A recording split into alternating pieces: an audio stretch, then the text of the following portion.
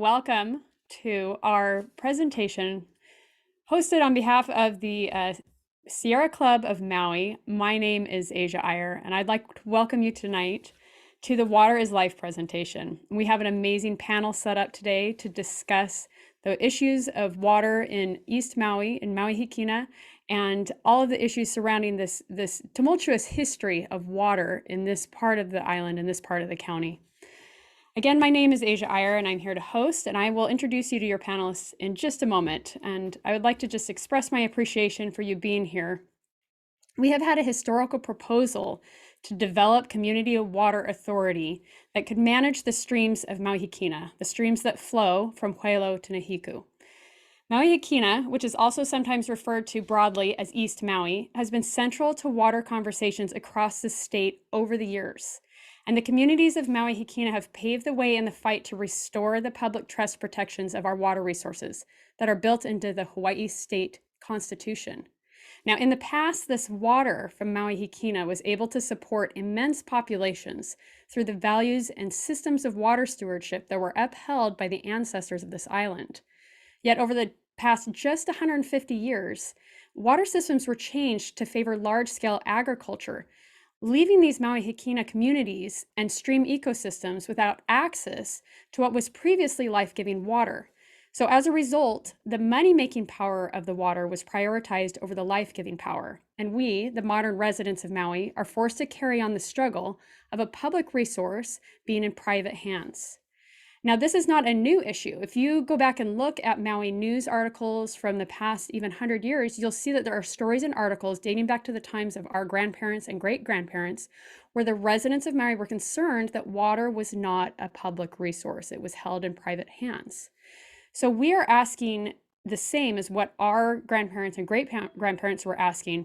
Why is our water controlled by a private company, and what can be done to be better stewards over this water? So this discussion about water, though, is not just about who controls it. The current water system is over a century old. So it's over 100 years old, and it wastes millions of gallons per day due to the aging infrastructure, the decrepit reservoirs, and a lack of innovation and careful stewardship. So by misusing an abundant but still limited resource, we have seen the quality and quantity of the watersheds decrease at an ever-increasing rate. So now that we have transitioned out of plantation control, Maui has a choice. Do we allow these systems to continue, or do we find more efficient and responsible ways to be stewards with this resource? Now, the establishment of the Maui Hikina Community Water Authority, that was the proposal that was presented. It represents a historic opportunity for Maui to control its own water future. As it stands, Alexander and Baldwin Company and EMI, the East Maui Irrigation Company, they are on track to secure water leases, also with Mahipono, to control and avert the water for the next 30 to 50 years. And this is a lot of water. It's up to 88 million gallons per day. This would place us, residents of Maui, at the mercy of one of Canada's largest pension investment funds. That's who is the ultimate parent owner of Mahipono. And this is an organization that has already invested in the privatization of water in other drought-prone areas of the world, just like ours. So we need to ask ourselves, do we support our public trust resources being placed in the hands of a foreign pension fund?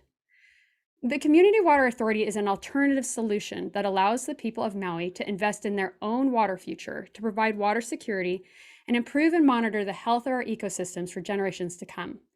This is a once-in-generation opportunity because once the leases are issued and secured by EMI and Mahipono, we, the residents, will be locked out for the next 30 to 50 years and will not be able to make decisions or be stewards of that water. So there's little to do we can change that if those leases are secured by that private company. And 30 to 50 years is a very long time when it comes to water resources.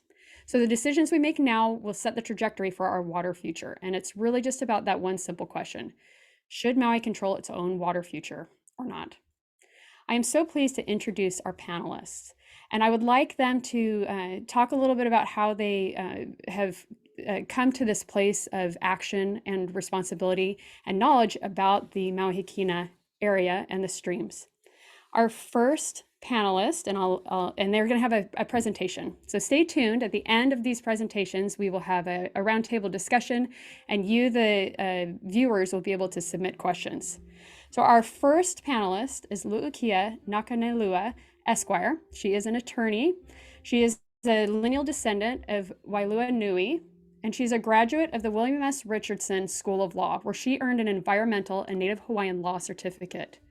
While in school, she wrote a seminar paper regarding the historical, cultural, and legal implications of the East Maui water war in the legislative arena, and she received an award from the Hawaii Bar Association, and that was later published by the Hawaii Law Review. She is just an expert when it comes to water law, but she also has this heart and emotional attachment to this water, and I'd like to introduce her and allow her to give her presentation. Thank you, Lu'u. Mahalo nui, Asia. I'm going to go ahead and share screen.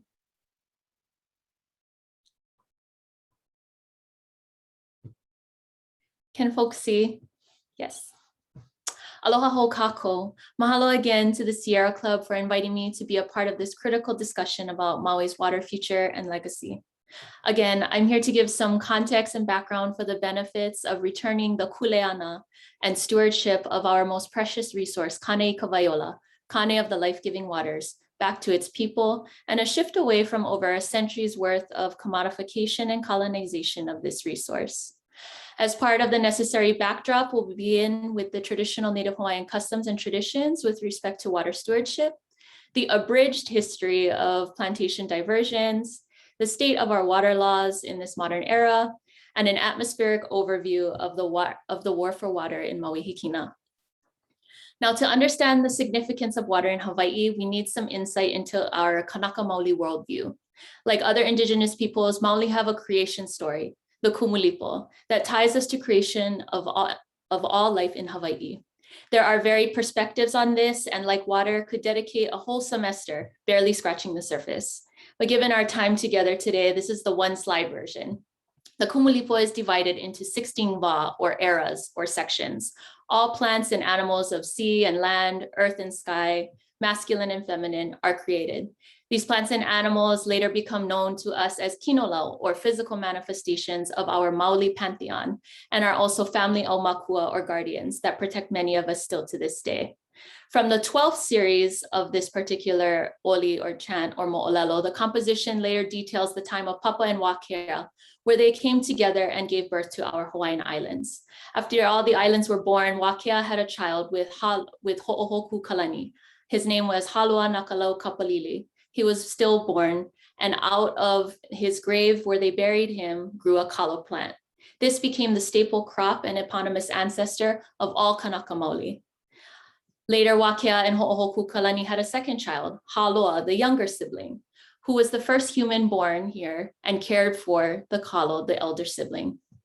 So this physical relationship to the land, kalo, and water creates this kuleana, this right, responsibility, and privilege to steward those resources as a public trust for present and future generations. Diving deeper into the Kumulipo, the excerpt on the screen is the Va'eha, or the fourth era, which speaks of the family of crawlers, specifically the mo'o, or the dragon, those amphibious and reptilian creatures who took to the land from the sea.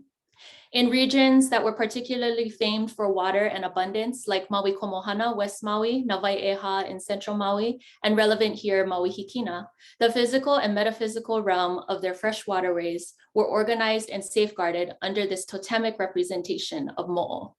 In their reptilian forms, mo'o are formidable beings, measuring up to 30 feet in length, as they say. In their human form, depending on who is telling the story, of course, they are often remembered as either dreaded men or irresistibly beautiful women, both forms with great power who ultimately are awe-inspiring and fierce protectors of water. Now, Kanaka Maoli revered and feared these elemental bodies, believing that if the mo'o of their region was properly nurtured with offerings and worship, their mo'o would respond in kind, ensuring abundant harvests and, most importantly, healthy stream flow.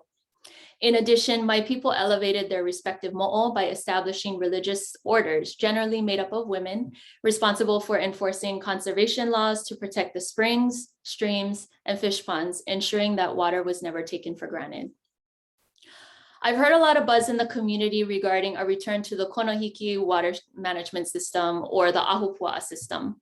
While I appreciate and support and advocate for returning to a Kanaka Maoli way of doing things, especially water stewardship, it is important to deploy these concepts thoughtfully. And that all starts with utilizing the correct terminology. What folks colloquially refer to as the Ahupua'a system, it's actually what we call today the Ahamoku system. Originally, in ancient times, it was referred to as the Aha Kiole, the People's Council.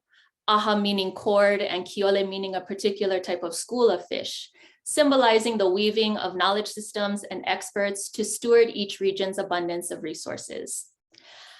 As it more is commonly known today, the Ahamoku system is a land, water, and ocean system of best practices that is based upon indigenous resource management practices of moku, ahupua'a, mo'oaina, kalana, which we refer to as regional boundaries. Its goal is to find methods of sustaining, protecting, and keeping the natural balance among the different ecosystems existing across the archipelago. These descriptors on the slide might also look familiar given that they are the envisioned intentions and principles for the East Maui Water Authority and Community Board. The popular photo to the right is the Ahamoku system in practice in ancient Hawaii and reflects the way society was centered around freshwater, our freshwater ways. The fact that then and now, olai kawai, freshwater is the source of all life for our resources and communities. The ongoing fight for water in Maui Hikina brings into focus many things, including the fact that water is life for our people, resources, and communities. Cut to the era of the Hawaiian Kingdom, as ancestral knowledge was committed to the written word, another famed mo'o, Emma Nakuina, articulated and applied these ancient water stewardship concepts in her work. Like us, she wore many hats. Relevant here was her role as the first female judge in Hawaii, serving as the commissioner of private ways and water rights. Kalamai. She was chosen for this post specifically because of her knowledge in traditional water rights, and she was tasked with the duties of resolving water usage and rights issues, some cases in Maui Hikina. This is one of her quotes, one of my favorite from her articles that she reprinted in 1893, the Hawaii Thrum's annual almanac, summing up Kanaka Maoli perspectives and value of wai. For example, illegal tampering with an auwai or water delivery system, especially to taro cultivation fields, was grounds for capital punishment. Given this role, kanawai or the law developed around our elements, customs, and values. Water was stewarded as a public trust resource, meaning no one, not even the ali'i, could own it. Instead, water was a resource gifted by the akua and stewarded by Kanaka, the humans, for present and future generations.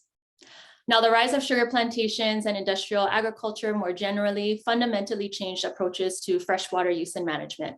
Water was quickly commodified. Instead of being respected as a precious gift from the divine to be stewarded, it was taken for private profit, meaning it became a product available for sale to the highest bidder. And large plantations gained a monopoly over Hawaii's water resources, where they drained waterways from windward and predominantly Kanaka Maoli communities to feed their fields in the arid Central Plains.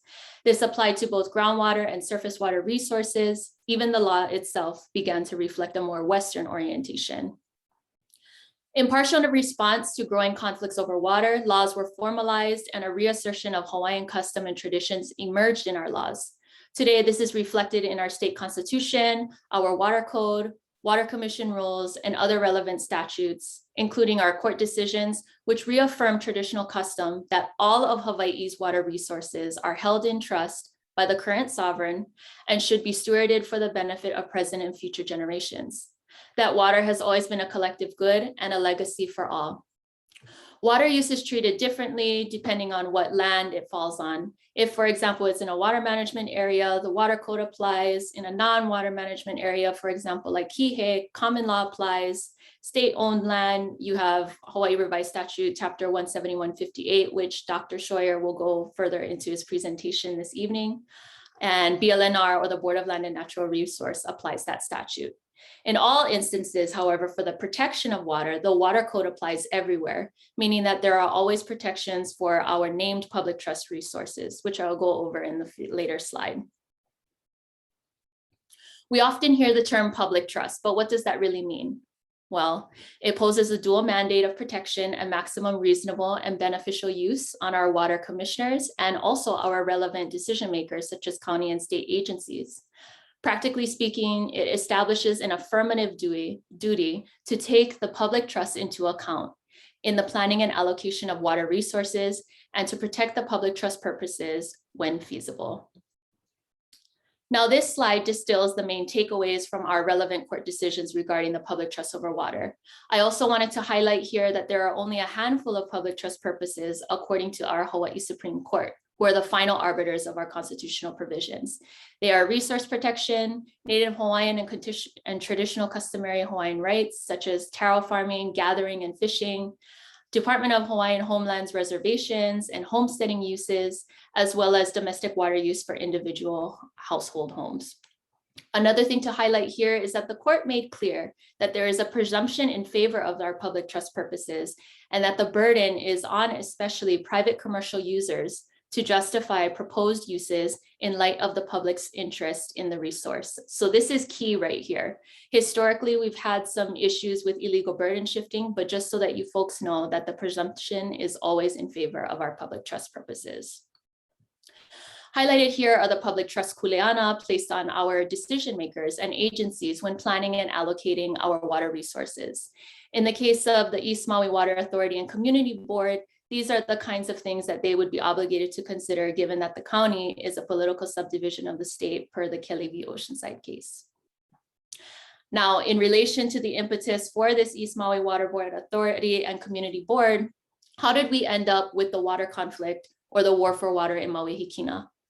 The modern legal battles that ensued in Maui Hikina is unfortunately a classic tale, beginning with a small community in the country that stood up to its Goliath and said, enough is enough. Maui Hikina's kupa'a communities carve out a cultural kipuka.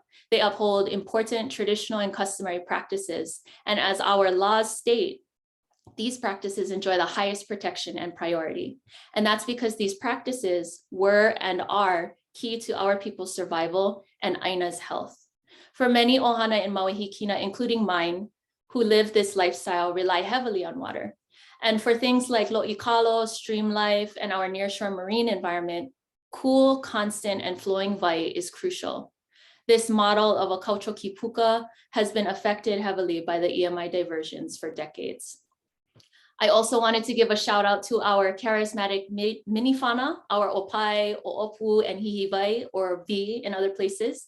You don't often see them in our streams on the tables of our first baby pa'aina or graduation parties like before, but cases like these seek to change that. We seek abundance of our natural and cultural resources like these, so generations after us can enjoy and develop enough of an ono or a taste to even be picky about the types of species they'd like to eat. Here we have in Maui Hikina, like other areas in Hawaii, miles of extensive ditch systems that were built to capture free-flowing streams in the wet ko'olau areas and transport them to the central drier plains. The EMI aqueduct system more generally takes water from 50,000 acres of land, of which 33,000 acres of land held by the state, requiring a series of leases and permits for the extensive withdrawals. Just to give you an idea, the system diverted an average of 160 million gallons of water per day with a maximum capacity of 450 million gallons a day. To give you folks further reference, about 140 million gallons per day is the average municipal use of water on the island of Oahu, where a little over 1 million people live, which is 80% of Hawaii's population. Much has changed since, but especially since the June 2018 decision and order issued by the Water Commission. But here is an example of the kind of dewatering that has gone on in that particular area. Pictured here is the result further Makai or further down near the shore. And this is the end result at the Muliwai or the estuary. Now, throughout the water war, it has gone on long before during the Kingdom era when the EMI system was first being proposed. We focused on the battle beginning in May 2001, where after years of informal attempts to resolve Board of Land and Natural Resource leases, Namoku, a grassroots taro farming, gathering, and fishing group of Kanaka Maoli, from Ke'anai Waialuanui, and others from Honopo organized and geared up for battle. So for folks who need clarification, at the state level, the Water Commission and DLNR are actually administrative decision-making bodies nestled under DLNR in the executive branch, not to be confused with the judicial branch pictured at the right, AKA our state court system. Now here, summarized here are the Maui Hikina legal battles at the Water Commission, DLNR, at our state courts, and also the legislative actions that were provided. Circling back to one of our latest court cases that has just come out, the court held in this case that in the 2014 continuation decision of the revocable permits was not authorized by the relevant chapter 17155 because the board did not make any findings of fact or conclusion, that the board failed to demonstrate that it properly exercised its discretion vested in it by the Constitution. More importantly, environmental review requirements apply to revocable permits in this case, so long as A and B's defendant's action does not qualify for an exemption. So all's to say, the court remanded this portion of the case back to the circuit court to make that determination. For further reference, as you folks know, as the Sierra Club, they have also brought challenges in the same venues, though for water in streams, particularly in the Huelo license areas. To finish us off, I also wanted to put some of the faces to the cause who have and continue in this fight. Some of you folks may be familiar with them, and some of you might also know that some of these people pictured have passed on, still doing what they loved in the face of those threatening their way of life. Again, real people with real lives just wanting to simply grow the biggest taro, catch and gather the best fish or opai, and continue making ono poi for the bowl on the kitchen table every day. War and conflict, however, leaves destruction and hurt in its wake. How do we move forward and find other ways to resolve these century-long conflicts so we do not make the same mistakes? Can this community water authority be once in a generational opportunity to course correct? Again, when utilizing Kanaka Maoli customs and traditions as guiding principles, they are often successful if they're executed thoughtfully and appropriately. Now, don't take my word for it. Here to provide more insights and mana'o in their capacity as our frontline communities is Jerome and Amanda Martin. I'll stop sharing my screen and pass it off to those folks. Thank you. And I'm just going to jump in real quick. For those of you who are just joining, mahalo. We are here to discuss Maui Hikina's water future and the establishment of an East Maui Community Water Authority. And we just heard from Lu'ukia, and she gave a wonderful overview of traditional Native Hawaiian stewardship of water resources and how that has evolved over time, and provided us with a very strong and incredible overview of modern water law. And she has passed the panel presentations over to Jerome and Amanda, who would like to share their experiences from Ke'anai and Wailuanui. Before you guys start, I just want to really let everyone know how honored we are to have you here, because you are real experts in this. Not only are our guests Jerome Kekivi Jr. and Amanda Martin lineal descendants of Wailuanui, they are the president and the administrative assistant, respectively, of Nomuku Aupuni o Ko'olauhui, which is a community group in the Wailuanui area. And this Namoku has been at the forefront of the efforts to restore water to some of Maui Hikina's streams. So these are the warriors here at the front line, and we look forward to hearing from you and all of your wisdom you're going to share with us. Go ahead. Right on. Thank you, Asia. Aloha, everybody. First and foremost, mahalo kia kua. Thank you for this beautiful day and each and every day you give us on this island. Thank you, Sierra Club, for inviting us, and Lokia, mahalo. That was an awesome presentation. But my name is Jerome Kikivi Jr. I'm the president of Namoku Aupuni o Ko'olauhui, and I get. Aloha, I'm Amanda Martin. I'm currently the admin assistant of Namoku. And these are the warriors. Bush Martin, our vice president, is also in-house if we need him. But Lukia, mahalo nui, that was just excellent. You just set everything, you set the tone. So thank you, Sierra Club, for having us here today.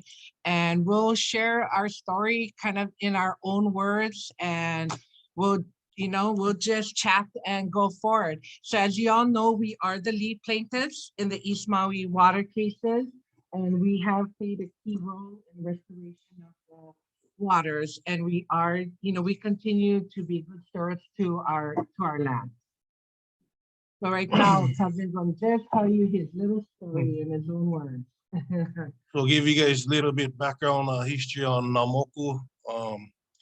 Namoku was formed back in 1995, 96 by our kupunas of the Kena and Wailuanui Ahupua in the Ko'olaumoku. And I just like to give them on big mahalo, because if they never if they never step forward and do what they did, organize and organize themselves so they could go, get their water back, we probably wouldn't even have water. But just mahalo to the kupunas, that came before us. And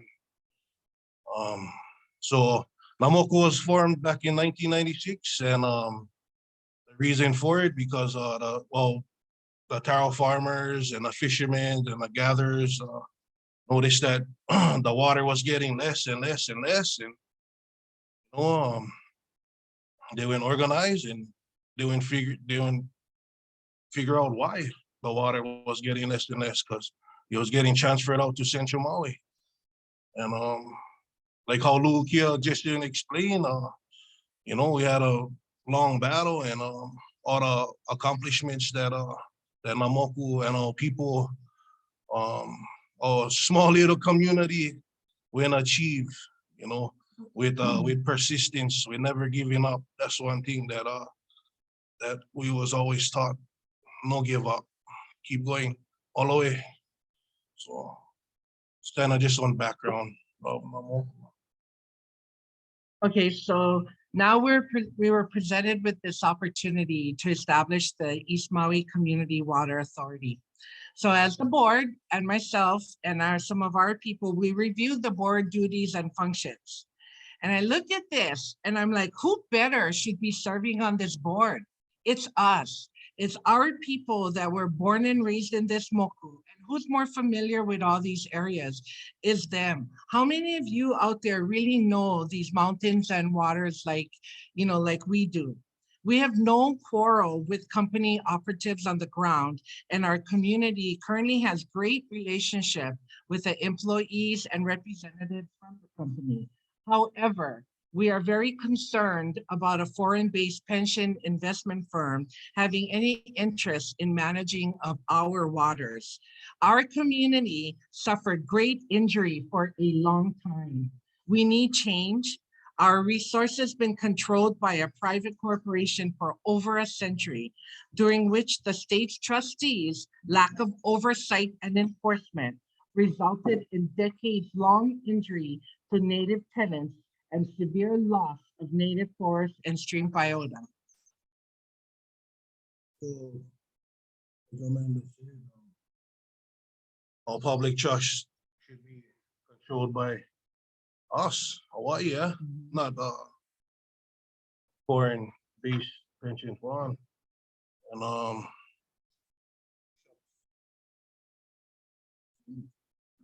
right, and this is our kuleana. We was born to take care of this aina of the vai. Our people still run up and down these mountains from the mountain to the sea. We still get our original fishermen, hunters. We still get the original families that depend on these resources that we're talking about. Yeah, we gotta we gotta control this resource, not um, And you know, in 2020, we were fortunate to receive some CARES Act funding. And with this money, we were able to put 12 of our adult members to work. So they did a 2-month pilot East Maui watershed monitoring project. And we recently received another EPA grant to continue this work. So if you look at it, our community members, they're becoming more skilled in storing our water resources and learning how to use all these measuring devices. So with them born and raised and grown up with all of this, and now taking the current technology, who better to manage the water is our people. Yep. So I just to give you a little background history. You know, me myself, I've been farming taro all my life. I went live through the dewatering.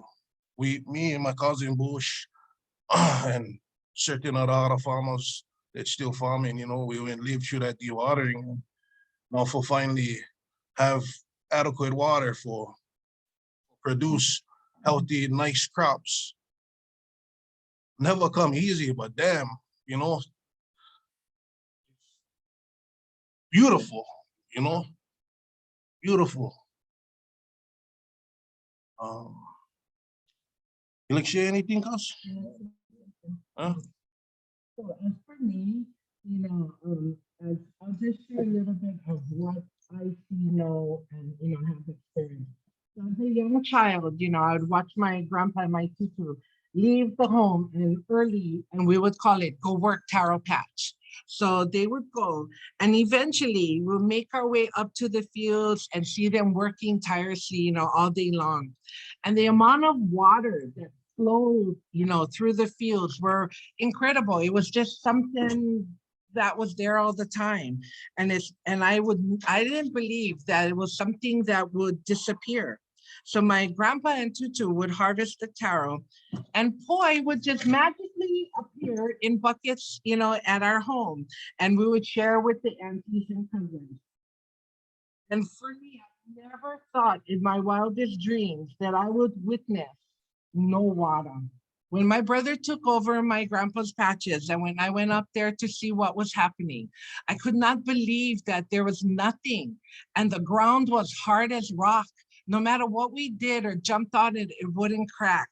And I don't think that's okay. And at first it made me really sad. Then it got me angry. And I thought, how the hell could this happen? But if it wasn't for Uncle Eddie Went, my brother Bush, my cousin Junior sitting right here next to me, that just continued to educate me and our people and let us know what was happening. And we had to, just say, stop, enough. And so here we are today, okay? So the current resolution states that the community board shall be made up of 11 members and 8 from the different areas. And I know there was a concern from our legislators about how are we going to get these people from East Maui to participate? Well, you have to remember, 100% of the waters were diverted. So you think they can trust government? I was there too. I was one of them. I had to be educated. And when the light bulb went off, I realized what was happening. So now we are like, no, we're not going to be bypassed anymore. We're going to continue to request to be at the table. Our people know what's happening, and we demand that we be part of this authority. We totally support this charter amendment, but we know we have to work with everybody, but we would like to have a stronger and more cooperative relationship with all the stakeholders involved. Mahalo all of you for this, opportunity to participate. But everybody, you got to feel the hurt that we all did. And we're not going to be bypassed anymore, and we will be at the table. Thank you so much, Amanda and Junior. If you're just joining us, we are discussing the Maui Hikina Community Water Authority proposed amendment to create this community water authority. We've just heard from Amanda Martin and Jerome Kekivi Jr., and we're really grateful for their community perspective. We'll now introduce another panelist, and we're very fortunate to have Dr. Jonathan Bkk Scheuer, and he is born and raised on Oahu. He works as a consultant to help clients manage environmental conflicts involving cultural, economic, and conservation stakeholders. So he is an expert in this sort of conflict and water war, as it's been termed tonight. He holds a bachelor's and PhD in environmental studies from the University of California at Santa Cruz, and holds a master's in environmental science from Yale University, the School of Forestry and Environmental Studies. He's worked on land conservation, real estate, and water management for the Office of Hawaiian Affairs, Kamehameha Schools, the National Park Service, and others. And he is currently working with the Department of Hawaiian Homelands on the implementation of its water policy plan. Dr. Scheuer, we are so pleased to have you tonight, and will you just introduce your topic and kind of where your expertise lies in this issue? Mahalo, Asia.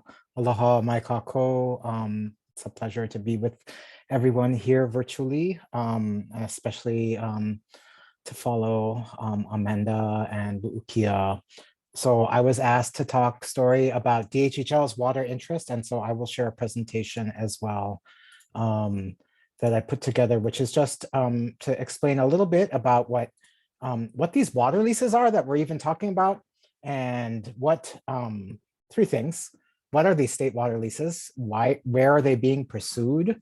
What the Hawaiian Homes Commission and the Department of Hawaiian Homelands interests are in these water licenses and leases, and then what our specific interests are in the East Maui irrigation system. Just as context for how the proposed water authority might impact homesteader and DHHL rights. So first off, what is a water license? There's a particular part of state law, Hawaii Revised Statutes 17158, as well as some other sections, that gives the state power to lease water to private entities. On a practical level, it's managed by the Department of Land and Natural Resources in the Land Division. It's been subject to, every year for the last few years, repeated attempts by the legislature to amend this provision of the law to make leases longer, to put in additional requirements, to make it easier to give these leases.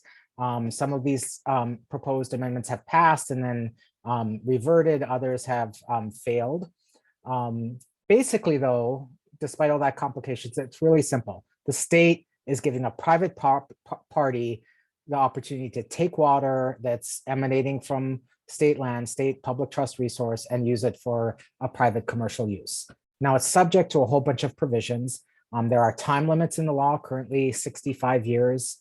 There's a requirement that a water lease has to have watershed planning done before a water lease is issued, that there have to be environmental impact statement approvals. There's requirements, and I'll talk more about this, that reservations of water be made for the Department of Hawaiian Homelands related to that source prior to any water being leased. And then also that pricing of it is done, and usually via an appraisal by a real estate appraiser. And I'll talk story a little bit more later about why that's significant. So going to the next slide, where are these being pursued right now? Because it's not just here in Maui Hikina. So on Kauai, there's a diversion on Waialeale, Wailua River, Waialeale Stream, sometimes referred to as the Blue Hole Diversion, old plantation hydroelectric project that the Kauai Island Utilities Cooperative operates and wants to continue to operate. There's a small groundwater well on drilled by a former plantation in Moloa'a on Kauai. On the Waimea River, Kauai Island Utilities again is pursuing a pumped storage hydro project with water sources in the Wailua River. And then until very recently, there was a water lease being pursued for traditional and customary uses by kalo farmers. The state just passed a law that the governor just signed, which actually exempted that traditional and customary use from the state's water licensing process. On Maui, of course, the big one is the one we're talking about here, the proposed EMI water lease, which is used for both commercial agriculture, now mahi pono, farmers, and domestic uses upcountry and elsewhere. And then on Hawaii Island, Hawaii Electric Light Company, the utility there, has a proposed hydroelectric project on the Wailuku River in Hilo. And in Ka'u, there are a number of old plantation sources which are used for both ranching, agriculture, and domestic purposes. So why is DHHL involved in this process at all? There's really three distinct rights that under state law, the department and its beneficiaries have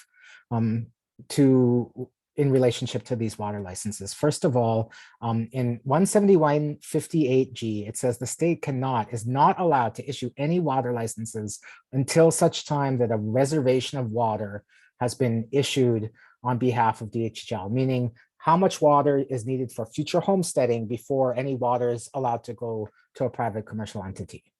Second of all, we know that many of our beneficiaries actually exercise traditional and customary rights that are associated with these sources. So that's also part of what's involved. And then finally, 30% of all the water license fees that are charged by the state under these water leases are supposed to be deposited into the Native Hawaiian Rehabilitation Fund.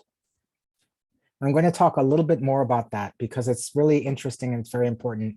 DHHL's interests in water licenses were actually an original part of the Hawaiian Homes Commission Act in 1921.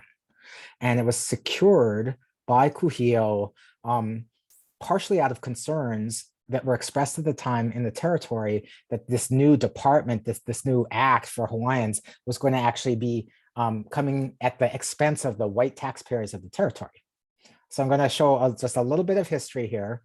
This is a picture, if you know, Saturday was Kamehameha Day, and this is Kamehameha Day from 108 years ago. Photograph, and I'm going to tell you about who's in this photograph. At the far, from left to right, at the far left is one of the key players in this story, a Chief Justice of the Hawaii Supreme Court, Alexander G.M. Robertson, or A.G.M. Robertson, who was a member of the Honolulu Rifles that helped overthrow the monarchy and then became Hawaii Supreme Court Chief Justice, and then actually later retires from being a judge and goes back into private practice. Next to him is Mayor Joseph Fern of Honolulu.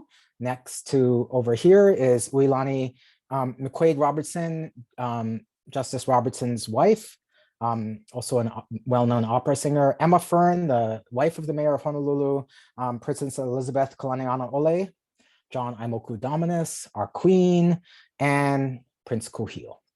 And so they're all hanging out here in 1914, but in 1920, 6 years later, in December of 1920 in Washington, D.C., Kuhio is there as our delegate, and Robertson travels all the way from Hawaii to D.C.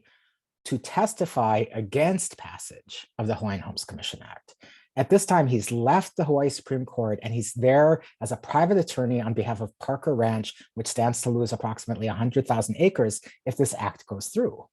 But he doesn't stop at just saying, my client is going to lose land.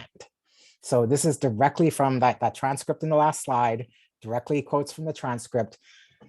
He's testifying in front of Congress, and Senator Nugent of Idaho, who's chairing the committee, says, do you object to these things? Mr. Robertson, we certainly do, Senator, absolutely. These monies, mind you, are to come out of the pockets of the white taxpayers of the territory and are to be handed over or to be used for the benefit of the Hawaiian population, as we find it stated in the bill here of 132nd Polynesian blood. That was the time the bill was not 1/2, but was still 132nd, which was Kuhio's original choice. After a while, he goes on and our delegate manages to squeeze a word in. He's like, Mr. Chairman, may I say a few words here? Mr. Robertson says these monies are to come out of the white taxpayers' pockets of the territory. That's not correct. They're to come out of the leases of the cane lands. That is the lands, if the land board sees fit to lead them. Robertson interrupts. I was coming to that point further in my argument. It doesn't make any difference where the original 1 million for that comes from. It is money that comes out of the pockets of the white taxpayers of the territory.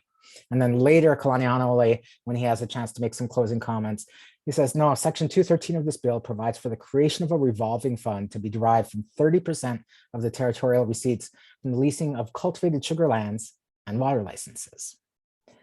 And so what's the point of all this? First, like this water license revenue was a really hard fought original compromise. And it really illustrates the challenges that Kuhio was facing in going back and forth between the territory of Hawaii and Washington, D.C., not just trying to convince Congress, but also to convince people in the territory to allow this new act to allow Native Hawaiians to settle on some of their ancestral lands to go forward. And despite the fact that, and they had to go after water licensing and cane leases because clearly white taxpayers in the territory didn't want to be funding DHHL, what was that going to become DHHL. So despite that hard-won victory, state management of water leases has a century later remained very challenging. And this is data from the Native Hawaiian Rehabilitation Fund, data from DHHL of what money it's taken in since 1980 until 2017. And as you can see, it went as high as almost $150,000 per year coming in, but it has gone to less than $10,000 per year, partly because the state has refused to issue any new water licenses. All of those places listed, no new water licenses has been issued. And in addition, there's a whole bunch of other places where water comes off of state-controlled lands and the state's not even pursuing water licenses. The Kahena Ditch on Hawaii Island that comes off of Kohala, the other systems that come off of Kohala Mountains. Richard Ha has a hydroelectric plant on his privately owned land that he sells commercial power to. Half the stream bed is owned by the state and the state is not pursuing a license. Huhonua has very large groundwater wells for their proposed hydroelectric project. No proposed license has been pursued. On Maui, the Honokohao Ditch, some of which water comes from state lands, no license is being pursued. Navaiha, even though water is a public trust resource, no water license is being pursued. On Molokai, the Molokai mountain water system, the Molokai irrigation system, take water emanating from state lands, deliver it to private commercial parties, no water license on Oahu, the Waihole Ditch, and groundwater, except for that one little groundwater well on Kauai. Everywhere else, even though water is a public trust resource and presumably there should be a licensing fee paid, none is paid. So what's not being addressed? With these water licenses, there's these proposals to tie up the resource possibly in excess of 30 years. It's being very unevenly applied. Then there's this issue of how is water appraised when there's no private water market in Hawaii? And then also we have a challenge that we now get these reservations of water, which are promises of future water, but how do we actually get them to DHHL's lands and settle Hawaiians when these lands are mostly dry and remote and far from these water resources? So what are our specific interests in Maui Hikina? We have requested reservations, and I'll talk a little bit more about them, but we also need the infrastructure to get some of that water from the edges of the irrigation system to our lands at Keokea, Waiahuli, and Pulehunui, and we do not know what the license revenue is going to be. So I'm just going to really briefly share what the reservation request was and how we calculated it. We looked at DHHL's lands in Keokea and Waiahuli and Pulehunui. We looked at, after there's beneficiary consultation, the Hawaiian Homes Commission acts as a zoning authority for its lands and says, here's how our future lands are going to be used. So we knew that there was in addition to existing homestead lands and residence lots, there was an additional almost 4,000 acres of general agricultural lands, which had a water demand associated with that. And when you apply those proposed uses for homesteading purposes with applicable water demands, you come up with a calculation. So that's roughly, to make those lands essentially usable under the Hawaiian Homes Commission Act, it's another 10 million gallons a day that would be needed for Keokea Waiahuli. For Pulehunui, which is a combination of homesteading and a small amount of commercial uses, based on the water, the land use plans, again, approved by the Hawaiian Homes Commission after beneficiary calculation, roughly 1 million gallons a day, or in total, roughly 11 million gallons a day proposed from the water that's not covered by the in-stream flow standard. So no additional water coming off of these streams that would be needed for DHHL. So last slide, what do we know about where we are and what do we not know? We don't know yet whether the Water Commission will grant our full reservation of water that we've submitted to it a number of months ago. We don't know exactly what the infrastructure will cost to take our land, particularly to our lands at Keokea and Waiahuli. And we don't know under any of the proposals what the license revenue is. The state's proposals for license revenue have been extremely small. What we do know is that if we're going to fulfill the promise made by Congress and accepted by the state of Hawaii at statehood to use all these lands and to make them available to Native Hawaiians, it's the only practical source of water for Keokea and Waiahuli, and it's by far the most viable source for the lands of Pulehunui, which also wouldn't compete against groundwater from Iao. In addition, in regards to the proposed water authority, what is the duty of a private company to fulfill the Hawaiian Homes Commission Act? That's an interesting question. Under state law and the counties, which are subdivisions of the state, the obligation to help fulfill the Hawaiian Homes Commission Act, the condition of statehood, is unambiguous. So with that, I am Pao, and I will stop screen sharing and hand it back to Asia. Thank you, Dr. Scheuer. That was, I have a ton of questions now after hearing your presentation, and even after exploring this issue for what I feel like has been years, I've learned a lot. So I really appreciate your presentation. For those of you who are just joining us, mahalo, we are here to discuss Maui Hikina's water future and the establishment of an East Maui or Hikina Community Water Authority. We have heard from our panelists. They've given us some presentations, and we will get to our question and answer after our last panelist, who I'm going to introduce. I don't think he needs an introduction. I know many of you listening know Council Member Shane Sinensi. He's been a great water warrior. He's really stuck his neck out there for water.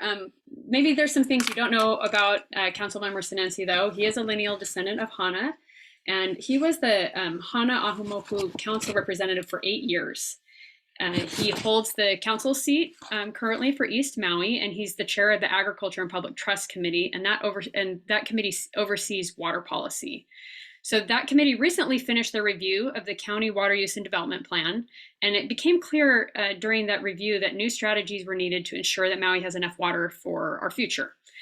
He's also introduced several bills creating landmark legislation passed by the council, including the recently enacted plastic food and silverware ban, the strongest public lands chemical pesticide and fertilizer ban in the country, and the creation of the County Department of Agriculture and the first ever county archaeological department, which is tasked with protecting cultural resources. So again, I don't think he needs much of an introduction, but we're really glad to have him here. And I think his presentation is going to bring together all of these panelists. And take it away, Councilmember Sinensi.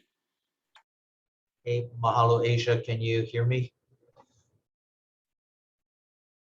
Okay, I'll take that as a yes. And mahalo to Lu'ukia, Junia, Amanda, and Likeke for your presentations as well. Very excellent presentations. I'll go ahead and share screen.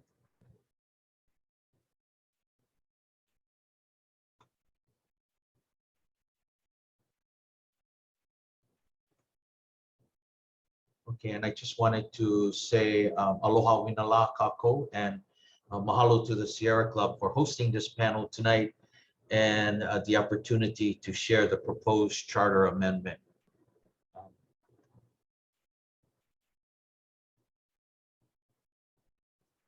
Okay. At the core of our proposed legislation is the public trust. And I currently chair the Agriculture and Public Trust Committee. And as a government agency, we have a kuleana to uphold the state constitution mandate in Article 11, Section 7, that reads, the state has an obligation to protect, control, and regulate the use of Hawaii's water resources for the benefit of its people.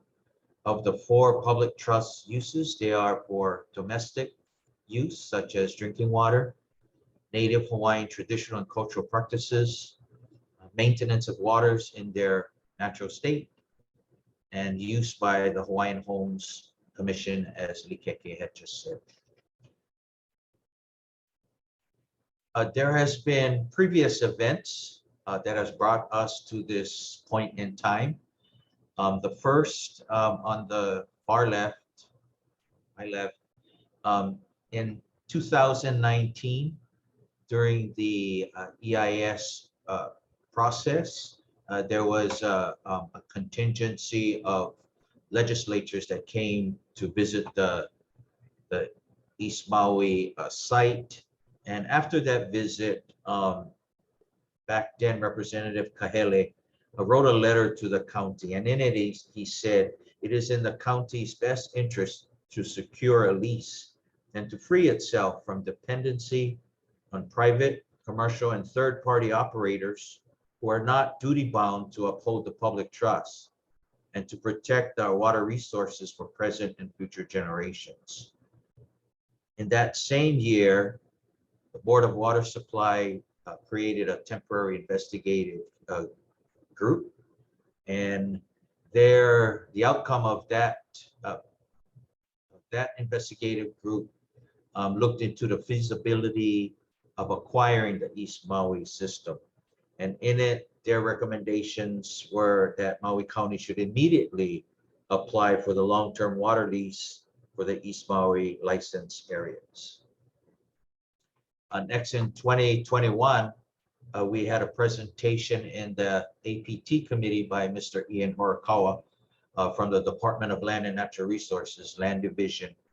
And in his presentation, he told us that the county would not have to go through the competitive process against any private interest to obtain the leases, and that the county has a higher priority as a public trust user. Fast forward to this year in January, the Board of Water Supply sent a letter to the current administration encouraging the county to pursue the feasibility of acquiring the water leases. Also in January, the Maui County Council wrote Resolution 22-4, and in it, the County Council urged the mayor to propose an intergovernmental agreement with the Board of Land and Natural Resources to provide a long-term, reliable, and affordable water source.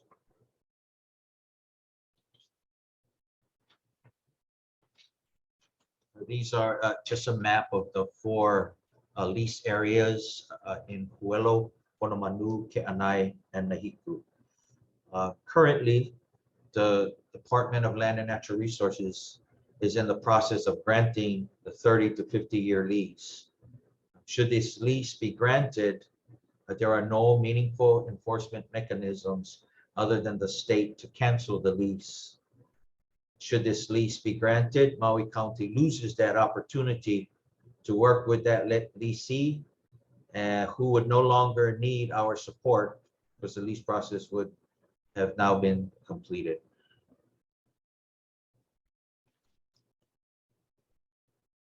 As the Agriculture and Public Trust Committee Chair, we were able to pass the 30-year County Water Use and Development Plan in February. And during that process, we acknowledged that Maui County uses East Maui water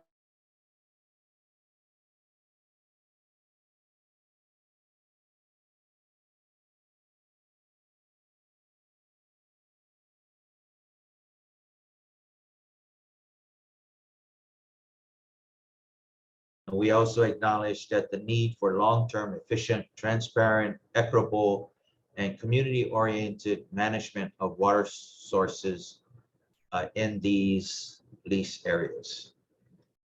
Asia, can you still hear me? Okay.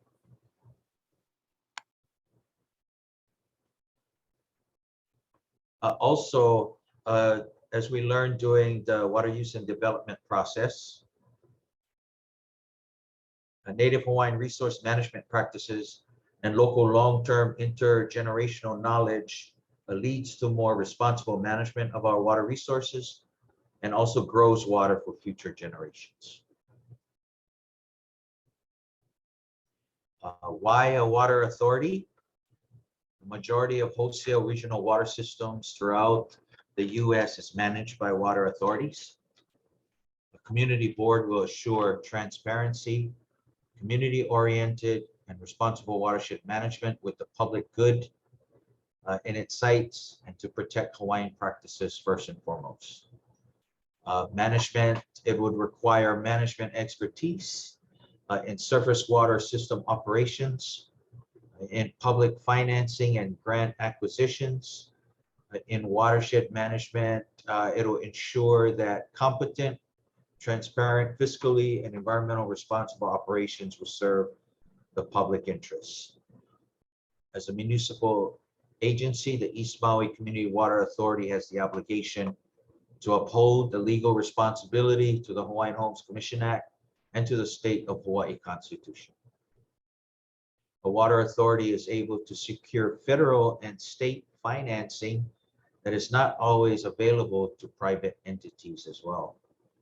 And significant cost savings with cost of water can be used for system upgrades to fix leaks, and thereby producing significant amounts of additional water for watershed, domestic, and for agriculture use. This community board would consist of 11 members. 8 members must have the experience in water resource management and watershed restoration in the licensed areas of Nahiku, Ke'anai, Honolulu, and Puelo, and also be residents of the licensed areas with 2 each from Nahiku, Ke'anai, Honolulu, and Puelo. 4 members will be appointed by the council and 4 appointed by the mayor. The 3 remaining members will be appointed by the council, with 2 members with experience in water resource management, who is actively engaged in ranching or farming in the upcountry residency area, and 1 member who is a representative of the Hawaiian Homes Commission. The director of finance, the director of water supply, the council member holding the residency seat for East Maui, and the chair of the council committee with jurisdiction over water issues are non-voting ex officio members of the board.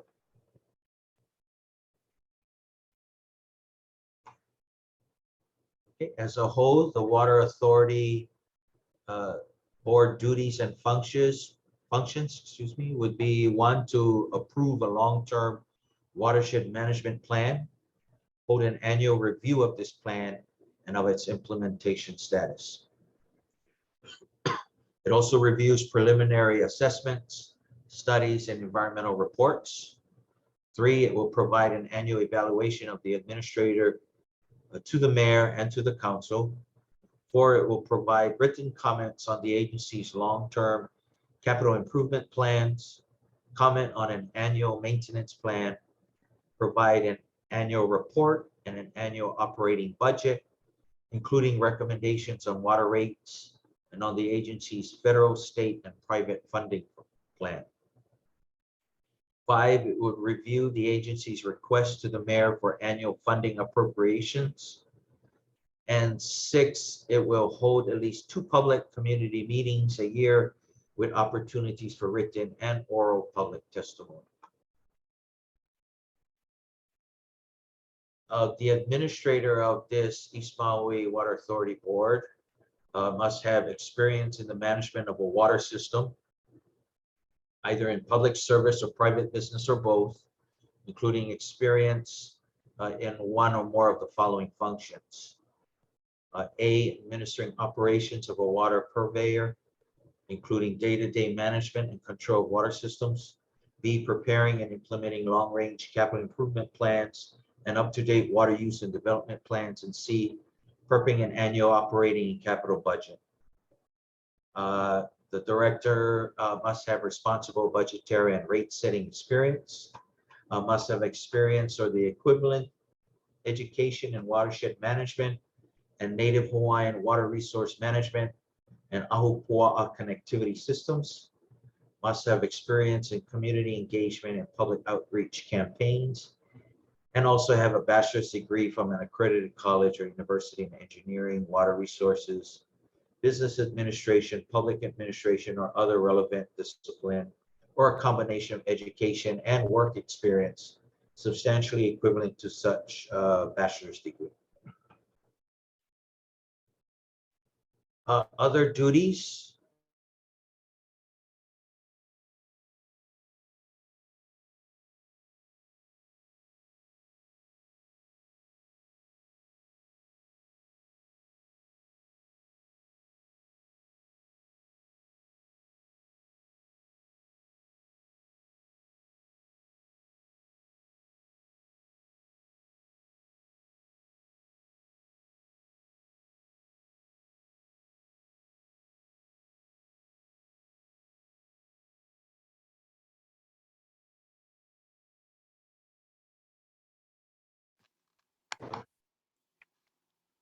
We lost you, Shane, just for a minute. Oh. At the other duties, you were just saying other duties of the Water Authority. Okay. Yeah, can you see the slide, Asia? No, try to share your screen again, I think. Oh, okay. I apologize, it's that time in East Maui. It is. Sometimes in Makwa also. And I apologize, I've got a couple more slides. If I may, Please. can you still hear me? Okay, I'll just read out this one slide. The Water Authority will manage water systems operated by the county should they want to pursue other systems. Develop and implement long-term capital improvement and annual maintenance plans.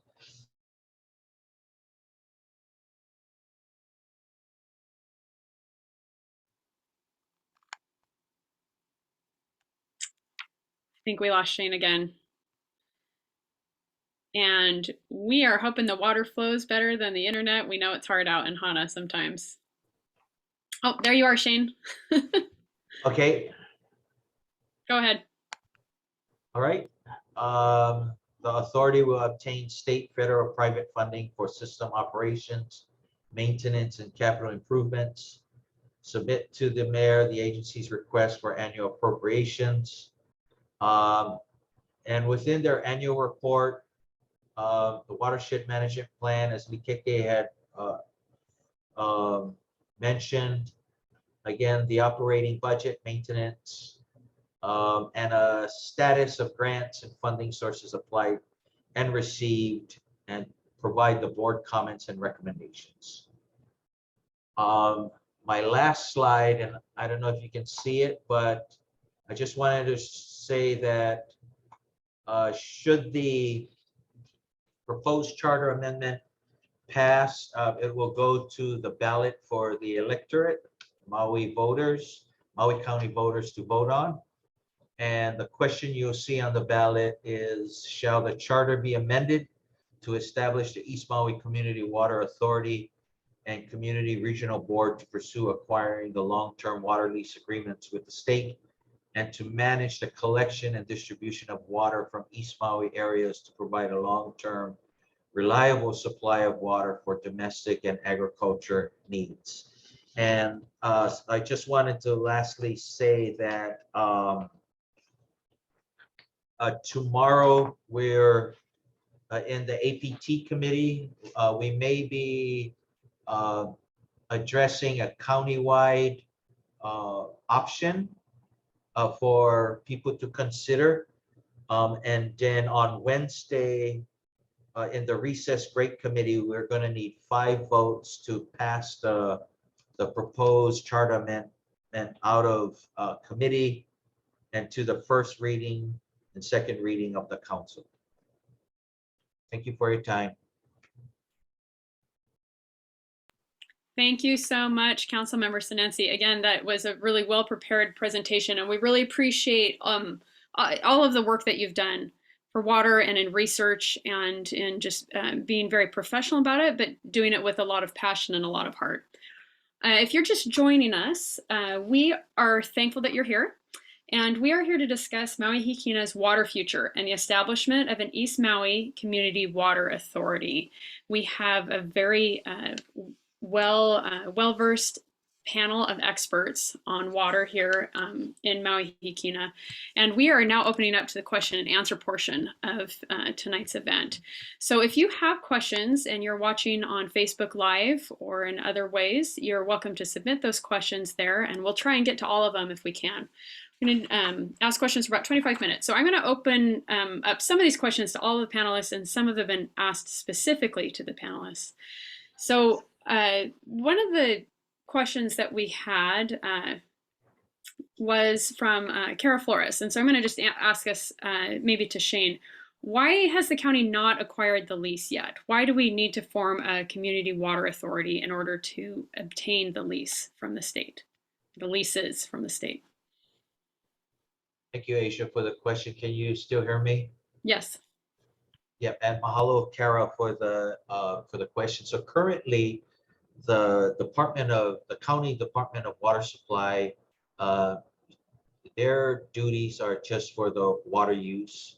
And so they don't normally, we did the water use development plan, and that is the plan for the Department of Water Supply to follow. And so in that plan, they don't always seek sources of water. Like we just mentioned, there's some about drought mitigation. The department has come on and said that there's just not enough water during drought. And so a new East Maui Community Water Authority would manage the water system, which would be a wholesale system, and then would then give that water supply to the department for their users. Hope that answers your question.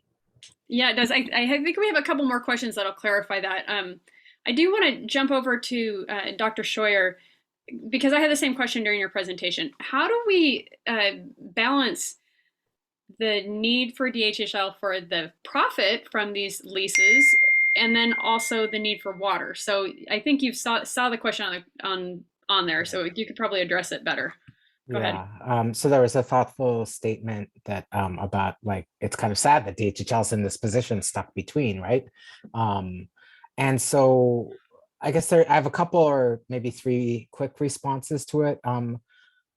Very fortunately, the Hawaiian Homes Commission in 2014 passed a water policy. The first time since 1921, it took a systematic approach to how it makes decisions around VAI and its kuleana around VAI. And it did so after 2 years of really extensive beneficiary input. And so the first thing is, the department doesn't want to just seek water at the expense of other public trust uses. It really recognizes that it is one of many. And in fact, not only recognizing the existing uses in East Maui, but also DHL has lands in Kenai and Wailuanui.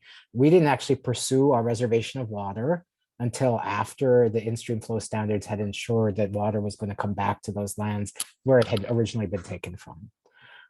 Second of a thing, I think, is that I hinted a little bit about this in my presentation.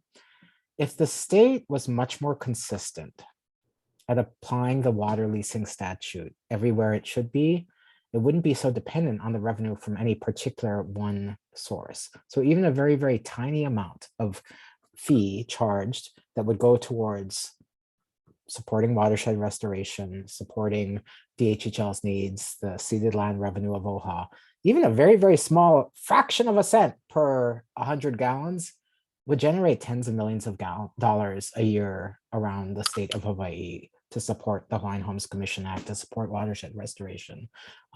So for me, it's about, can we equitably sort of pursue that in the course of pursuing an equitable water future for not just Maui Hikina, but all of our communities in Hawaii. I'll just stop there. Mahalo, Asia. Thank you. No, that was a good answer to that question. Thank you for that. Amanda and Junia, are you available? We have a question. All right. Oh, there they come. Hi. So the question is, has the Maui Hikina community ever been asked to participate in a watershed plan for public watershed lands that surround your community? And would the community support this community water authority? Do you think it would help? Do you really feel like this is a good way to integrate the community back into their water management? Oh, most definitely. Most definitely we support this water authority. I cannot speak for the entire community or who participated in the, the different plans or the watershed plan you spoke about, but this water authority we definitely support it, and this will definitely bring us to the table.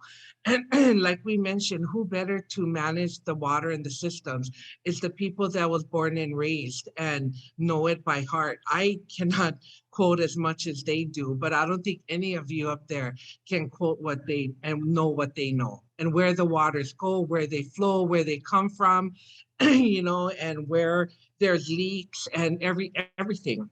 They know the whole system and they know it best. And you guys, I heard you say during your presentation that you have worked with EMI and you know the people that work for them and Yes. you understand the work they're doing. does the community feel involved in water decisions now, or maybe involved, like, do you feel like there's room for more involvement in the decisions, I guess is what we're saying here, even though you are involved with EMI to some extent? We do have a very good working relationship with them. Like we said, the people here on the island, we work very well, together. You want to chime in a little bit about that? No, go ahead, go ahead. Mhm. I lost my train of thought. I'm sorry. What we were talking about was the second part. Just if you feel like you've been consulted enough on decisions. Oh, personally me, no. But I think now, I think times have changed, and I think now we are being heard. That's great. Thank you. Lou, maybe you could speak to this. As everyone has given their presentations, I think hopefully our viewers have come to recognize that there are a lot of obligations placed on the water in Hawaii. We have the state constitution asks that the water be used for things. There are federal laws that govern the use of water, fresh water, traditional practices, there's DHHL obligations, there's also legal precedent, and people need water. Upcountry residents need water, small farmers need water, and the people from the community from which the water originates need water. How do you feel that a community water authority would actually address the multifaceted obligations placed on water? So as a really high level response, and we talk a lot about this in our planning meetings, the East Maui Water Authority and Community Board is a great idea in principle, with complex issues and concerns set against a backdrop of a really checkered history, especially water history. But, nonetheless, as it is currently written, it creates this first step for a once in a generation opportunity to, to really return to the stewardship of water, to our community members, over from a century worth of private control. This is a possibility of looking to the past to realize a better management system or alternative management system for our natural and cultural resources, such as water, for today and generations to come. Now, operations wise, that's why we would instill experts to provide what that would look like on a day-to-day basis in the management portion of the authority. But I think Shane can speak more to that as far as the power and functions of both what the authority is and what the community board would actually do. Shane, do you want to speak to that? Can you repeat that question? I guess the way that the legislation is currently written, you have the authority versus the community board, and kind of how do they work in relation with one another, and then in their as it relates to the county. Right, and so currently, like I had mentioned, the Department of Water Supply only provides clean water to the public. And so this water authority would be a new function, but it would be under the Department of Management, like all of the other departments. And so to answer, so it'll be its own. Oh, we lost Councilmember Sinanci again. Darn. I think Jonathan might also have some insight. That's what I was just going to say. Some general insight into that. Dr. Schreier, can you take that over? I can't take over Shane's part, but I can take over the sort of original question of like, water jurisdiction is complicated. Yeah, there's federal laws that govern water quality. There is state constitutional provisions, state statutory law, state case law, federal and now state provisions related to the Hawaiian Homes Commission Act. Let's not pretend that like a water authority makes all life simple and quick, but it makes it a little simpler in a couple of distinct ways. One is nobody's then also trying to make money from the system, right? The bottom line, the system will need to be self-sustaining economically, but you don't have to also, on top of that, secure a profit on it. And second of all, as I stated, for the Hawaiian Homes Commission, for DHHL, it's just clear that the obligation to deliver and provide water for DHHL would be clearly applied to a county agency. So not simple, but much simpler. No, that's a great answer. the responsibility of the water authority would be to meet the responsibilities placed on water, not responsibility to profit first and then meet the responsibilities. And that seems where there's been the disconnect in the past, is it's first been used as a money making and then as a life providing instead of the other way around. And I appreciate you bringing up that it would need to be self-sustaining. I would like to get to this question because we're getting close to the end here. What is going to be the problem here? Let's assume that we get the council member votes and this becomes a charter amendment on the ballot. What are we going to see in the campaign against community water authority? And the listeners out there maybe recall the 2020 election and what we saw.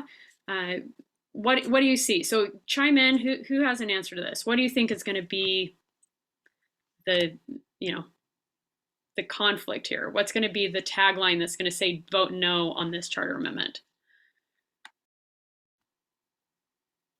Any thoughts? Yes, Councilmember Sinetsi. Yeah, I think, and I've seen some already, probably that it'll be too expensive to fix the 100-year-old system.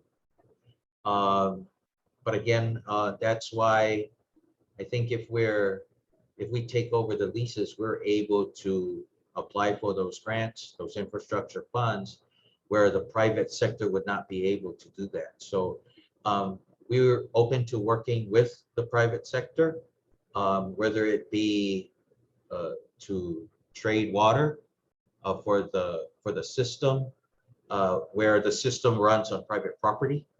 But I think we've already heard from Mr. Hirakawa from Department of Land and Natural Resources that should we acquire it as a government agency, there would be possibly no cost to the lease to uphold the public trust. So the lease would cost less. I mean, what are we looking at? What is the cost of water right now? Is it going to be more expensive for the everyday Maui citizen to receive water to their home or to their small farm? Is this going to make a change?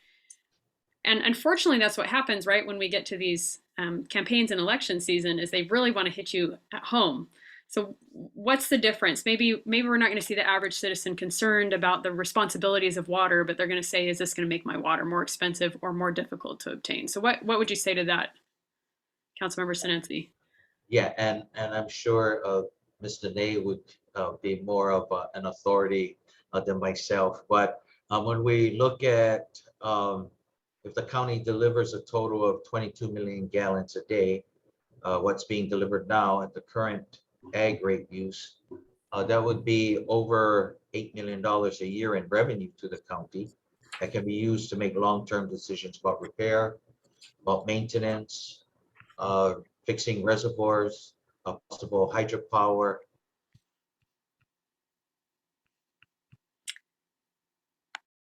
Lu'u, do you have anything to say to that as well? I think I'll just say more generally, yes, it's going to cost money, but I would just say that our water legacy is worth it. This is an investment in our water future.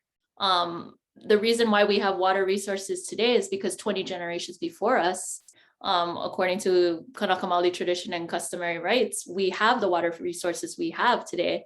Now, we also need to remember that it took us 100 years to get here to reverse that type of, water is, Kanaika Viola life-giving sources to now privatization and to now where we are. So where do we want to be as Maui County, as Maui Nui and Hawaii in general? How do we want to secure our water future for 20 generations after us?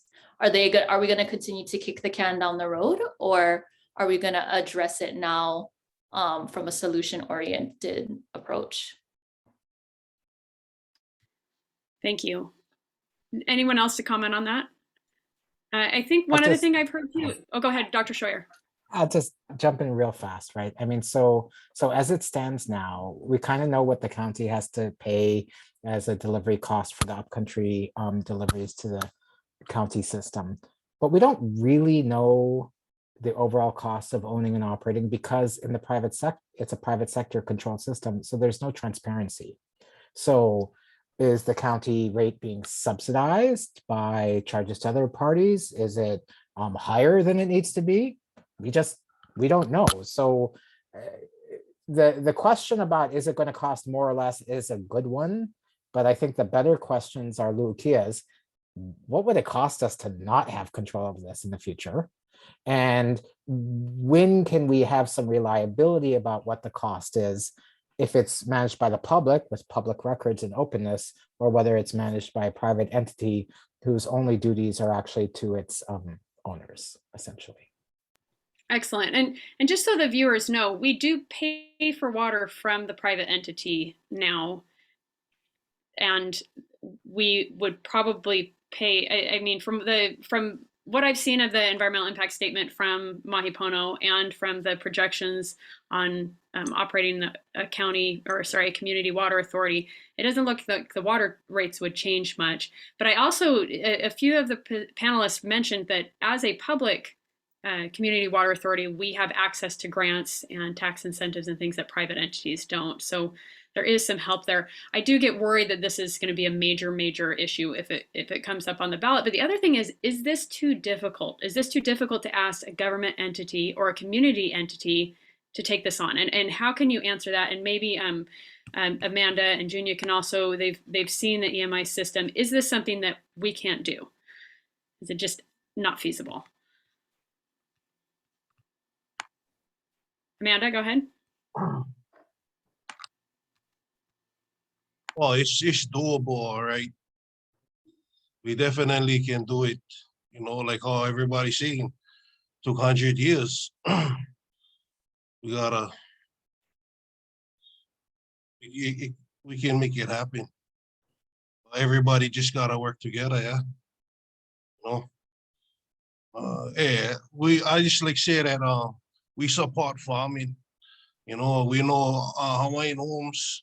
We know the county need water. We know Mahi Pono need water. But you guys gotta remember, we went without water, so we got hurt. You know what I mean? So we need for our work together and solve this problem, because like you guys said, we don't like let our kids take on this burden, you know.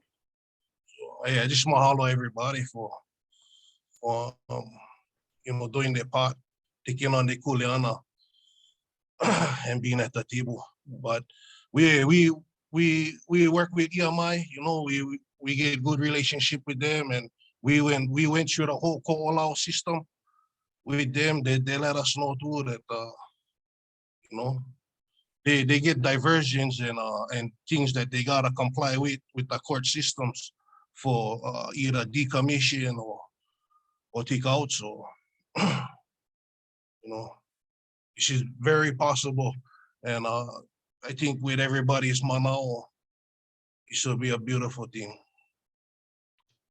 Very doable, Asia.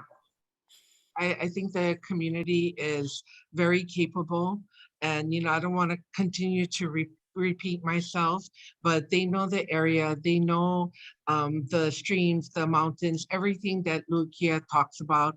You know, they're very familiar with it. And when we talked about the watershed monitoring as well, you know, it's our people that have been out there and learning and being certified.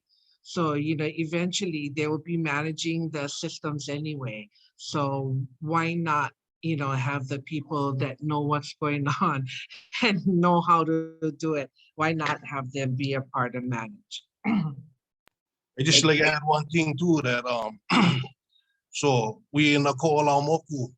The Ko'olaumoku is considered as crown lands, and if I'm not mistaken, that's the Ali'i left them to his people, and we the people, so we taking care of that kuleana. So let's make it happen, guys. Oh, the important last piece. It can't be said better than that. It cannot. Thank you. Thank you. We're going to end now with Councilmember Sinensi. Will you let us know what our viewers can do? What can they do if they're convinced this is, as Junia said, we can do this. So what do we need to do now? Thank you, Asia. And yeah, for people out there, you guys can call your area representatives and ask them or email them and ask them to support this charter amendment. Also, should it be moved out of committee on Wednesday morning, we'll have a July 1st and a July 15th council meeting where we're going to need 6 votes to put it on the ballot. And so we'd appreciate you guys' support and your testimony during those times. Aloha. Thank you. Thank you to our viewers. Thank you to the Sierra Club for putting this together. And please reach out to your family, to your friends, to your cousins, your aunties. Get this conversation going.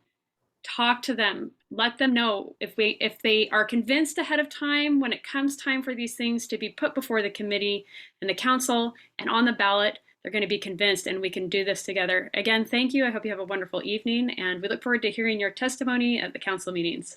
Aloha.